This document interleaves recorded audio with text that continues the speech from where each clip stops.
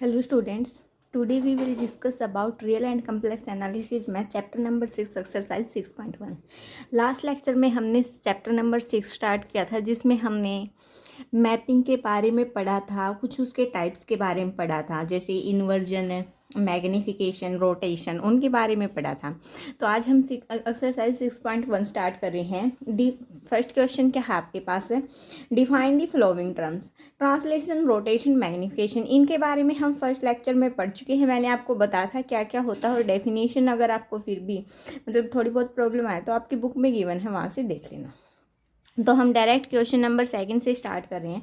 Question number second क्या है आपके पास है, determine the region D dash of the W plane into which the rectangular region D in the Z plane bounded by. ये आपके पास question number second है। मैं आपको देखिए कैसे बताती हूँ। हमें क्या करना है, डिटरमाइन करना है रीजन कौन सा, जो डी डैश, जो कि कहाँ पर है, डब्ल्यू प्लेन में, into which the rectangular region D dash. एक तो आपके पास रीजन डी डैश है और हमें क्या करना है, वो जो डी रीजन है वो हमारे पास जेड प्लेन में है और हमें डी डैश कहाँ पर दिखाना है, डब्ल्यू प्लेन में होगा। ये चीज़ दिखानी हमें। जब जेड प्लेन में है, जो जेड प्लेन में रीजन है वो हमारा किस किस चीज़ से बाउंडेड है, X equal to 0, Y equal to 0, यानी कि Y axis, X axis, X equal to 1, Y equal to 2 is mapped under the transformation W equal to Z plus 1 minus iota. हमें क्या दिखाना है, जो डी डैश रीजन आएगा वो कहाँ जाएगा, डब्ल्यू प्लेन में। तो सबसे पहले आपके पास डब्ल्यू क्या गिवन है, जेड प्लस 1 माइनस आयोटा।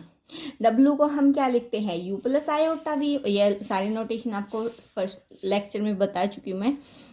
और जेड के प्लेस पर क्या पुट करेंगे, X plus iota Y, 1 minus iota as it is. अब एक्स प्लस 1 और आयोटा वाली टर्म को एक साथ इकट्ठा कर लेते हैं, आयोटा कॉमन, वाई माइनस 1।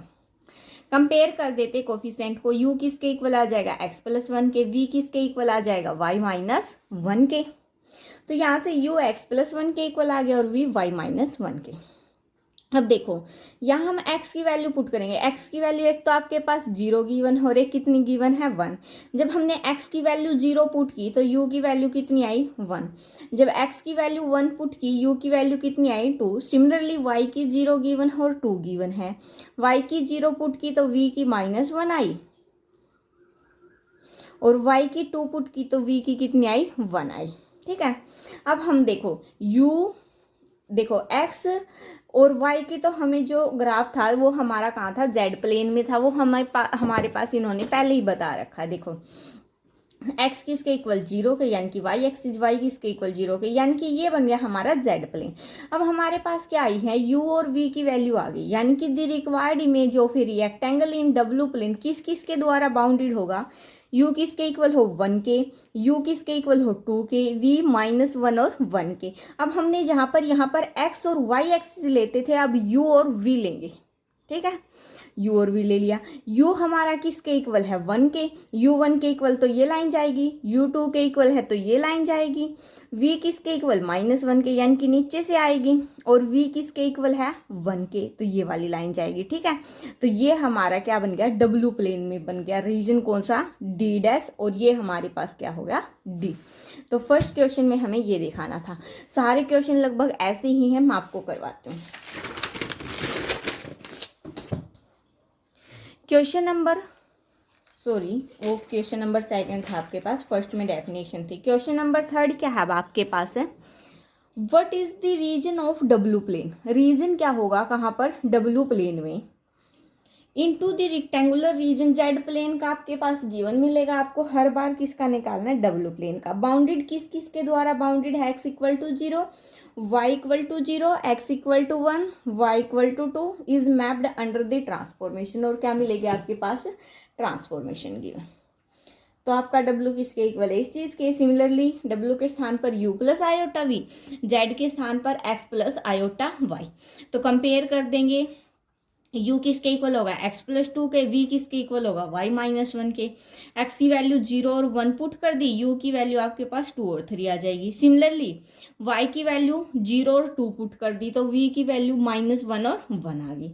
तो देखो हमारे पास z प्लेन तो ये था, क्योंकि ये वैल्यू गिवन थी, x 0 के इक्वल, y 0 के इक्वल, x 1 के इक्वल, y 2 के इक्वल। तो सपोज कीजिए ये हमारे पास रीजन है डी। अब हमें डी डैश निकालना है जो कि किसके द्वारा बाउंडेड होगा, यू और वी के द्वारा। तो एक्स और वाई एक्सिस के स्थान पर यू और वी ले लेंगे। तो ग्राफ इस प्रकार से ड्रॉ होगा। देखो u किसके इक्वल है 2 के, ये लाइन आ गई। u किसके इक्वल है 3 के, ये लाइन आ जाएगी। v किसके इक्वल है 1 के, ये आ जाएगी। v किसके इक्वल -1 के, ये आ जाएगी। तो चारों का बाउंडेड रीजन हमारे पास क्या आ जाएगा, डी डैश। तो ये था हमारे पास क्वेश्चन नंबर 3। बिल्कुल इजी क्वेश्चन है आपके पास। क्वेश्चन नंबर 4 देखिए, थोड़ा सा इसमें कैलकुलेशन है क्योंकि e की पावर आयोटा में दिया है। ट्रांसफॉर्मेशन ये है, determine the region in W plane corresponding by the triangular region bounded. अब उसने बोल रखा है ट्रायंगुलर रीजन यानी कि ट्रायंगल की, bounded by the lines x0 y0 x axis y axis और x plus Y equal to 1 इन किस में है, जेड प्लेन में है। तो सिंपली आपका z तो किसके इक्वल होता है, x प्लस आयोटा वाई के, और w आपका किसके इक्वल गिवन है, इस चीज़ के इक्वल है। w के स्थान पर तो क्या पुट कर देंगे, u प्लस आयोटा v, और z के स्थान पर x प्लस आयोटा वाई। अब देखो e की पावर आयोटा थीटा आपके पास कैसे खुलता है, cos theta plus iota sine theta. तो थीटा के स्थान पर कितना गिवन, π/4, तो क्या हो जाएगा कोस π/4 प्लस आयोटा साइन π/4। कोस π/4 और साइन π/4 इक्वल होते हैं, वैल्यू क्या होती है 1/√2। यहाँ से 1/√2 प्लस आयोटा 1/√2 कॉमन निकलेगा, दोनों में से क्या बचेगा अंदर 1 प्लस आयोटा, ये एज इट इज। फिर इसकी इसके साथ मल्टीप्लाई कर दी, इसकी इसके साथ, दोनों के साथ, ये आ गया आपके पास मल्टीप्लाई करने। अब देखो यहाँ पर आएगा iota square Y, iota square की वैल्यू आपके पास क्या होती है -1, तो क्या आ गया -y। अब आयोटा वाली टर्म को एक साइड कर लेते हैं और सिंपल टर्म को एक साइड, तो वहाँ से कंपेयर कर देंगे, u और v की वैल्यू आ गई आपके पास। अब क्या क्या गिवन था, x किसके इक्वल 0 के, y किसके इक्वल है 0 के, और x प्लस वाई किसके इक्वल है 1 के। जब x इक्वल टू 0 है, देखो दोनों इक्वेशन में पुट होगा, तो u किसके इक्वल होगा -1/√2, और जब x 0 के इक्वल v किसके इक्वल होगा 1/√2। तो यानी कि v है जो हमारा किसके इक्वल हो जाएगा -u में, यानी कि सिर्फ माइनस का फर्क है। और जब y की वैल्यू 0 पुट करेंगे तो u किसके इक्वल आ जाएगा v के। अब देखो यहाँ पर x प्लस वाई प्लस 1, तो यहाँ से हमारी ओनली v की वैल्यू निकलेगी, तो वो आपके पास क्या आ जाएगी 1/√2, ठीक है, v की वैल्यू। देखो क्या क्या था आपके पास, v किसके इक्वल आया u के, जो रीजन बनाएंगे v u के इक्वल आया है, v किसके -u के, और v किसके इक्वल आया 1/√2 के। सिमिलरली जेड प्लेन तो ये है जो हमारे पास गिवन थे, वो रीजन हो गया हमारे पास, क्या हो गया डी। अब हमें डी डैश करना है, u किसके इक्वल है v के, तो हमारी ओरिजिन से पास करते हुए लाइन ऐसे जाती है, और जब माइनस का साइन हो यानी कि अपोजिट डायरेक्शन हो, यानी कि v की तो पॉजिटिव और x की नेगेटिव वैल्यू, तो साइन ऐसे जाएगा, और v की वैल्यू क्या है 1/√2, तो ऐसे जाएगी लाइन। तो ये सारा साइडेड करेंगे तो ये हमारे पास क्या आ जाएगा डी डैश, जो कि कहाँ पर आया हमारा डब्ल्यू प्लेन पे, जहाँ पर थीटा हमारा कितना है π/4 है। तो ये थोड़ा सा अलग था क्वेश्चन, ये था हमारे पास क्वेश्चन नंबर 4। 7 ही क्वेश्चन है। क्वेश्चन नंबर 5 देखो, अब कंप्लीट करवा देंगे ये तो। कंसीडर द ट्रांसफॉर्मेशन आपके पास गिवन है, determine the region D dash of the W plane in which triangular region. अब की बार फिर से ट्रायंगुलर रीजन है, यानी कि एक इक्वेशन मिलेगी x प्लस वाई में, D enclosed by the line x0 y0 x plus Y equal to 1।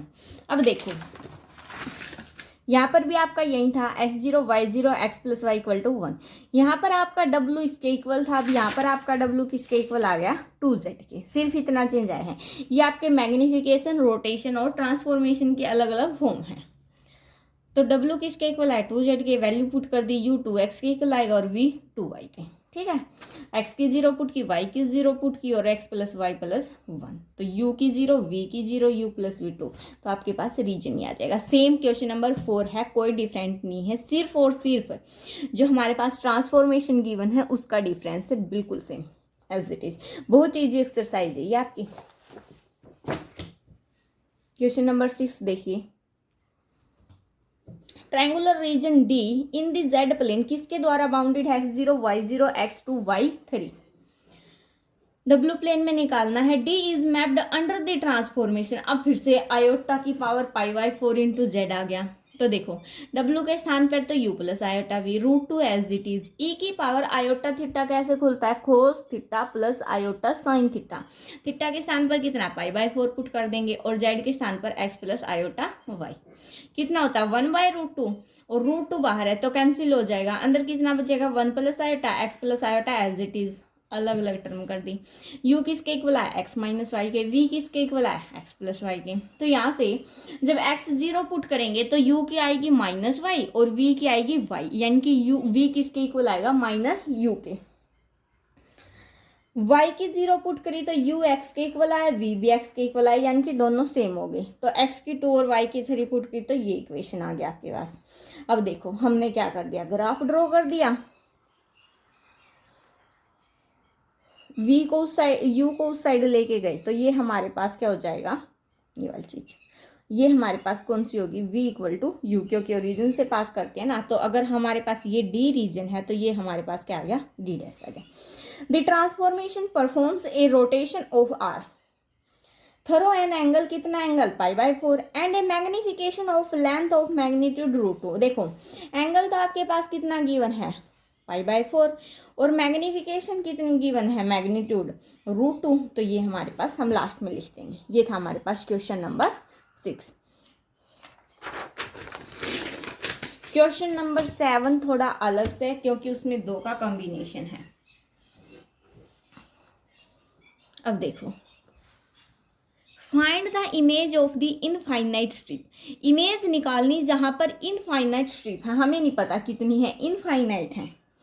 जो y है वो कहाँ से कहाँ तक आपका 0 से 1/2 तक यानी कि हाफ तक। अंडर द ट्रांसफॉर्मेशन गिवन है आपके पास and also draw the graph और ग्राफ ड्रॉ करना है। देखो हमने W के स्थान पर U plus iota V put किया और Z के स्थान पर x plus iota y put किया।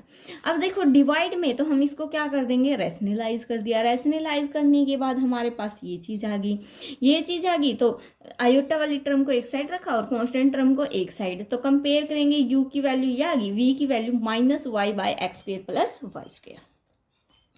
अब नाउ हमारे पास जब हम इन दोनों को डिवाइड करेंगे तो u/v किया हमने, इससे ये कैंसिल हो जाएगा तो कितना आया -x/y।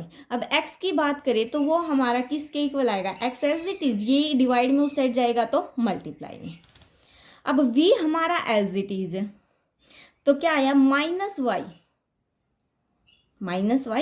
Divide by u² y² upon v² plus y²। अब हम यहाँ से एलसीएम लेंगे, अगर देखो v² एलसीएम आएगा u² v² plus v² y² और v² नीचे आएगा तो ऊपर चला जाएगा, ठीक है। और दोनों में से y² बाहर कॉमन निकालिया, अंदर क्या बचा u² प्लस v²। अब देखो एक v से एक v कैंसिल हो जाएगा, एक y से एक y कैंसिल, यहाँ पर 1 बचा इक्वल में -y से y कैंसिल हो गया, एक v बचा, नीचे ये बच गया। अब इस y को ये डिवाइड में उस साइड जाएगा तो मल्टीप्लाई में क्या बचा -v/u² plus v²। Further y आपका किसके इक्वल था, 0 और y 0 और 1/2 के बीच में था आपका।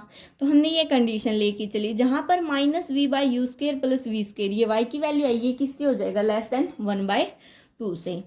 तो अब हमने क्या किया, इसकी मल्टीप्लाई कर दी -2v और ये उस साइड चला जाएगा तो फिर भी लेस देन होगा।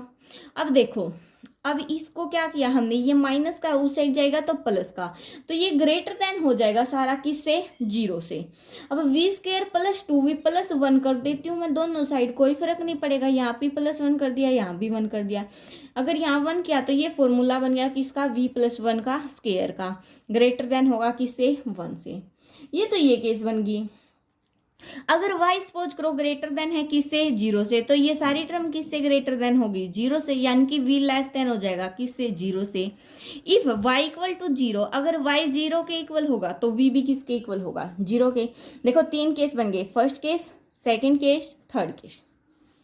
जो लाइन है y इक्वल टू 1/2 वो ट्रांसफॉर्म्ड होगी कहाँ पर, सर्कल की फॉर्म में। ये सर्कल की इक्वेशन आ गई, सपोज करो यहाँ पर सर्कल की है, बाकी यहाँ पर ओरिजिन 0 ले लेते हैं, रेडियस 1 है।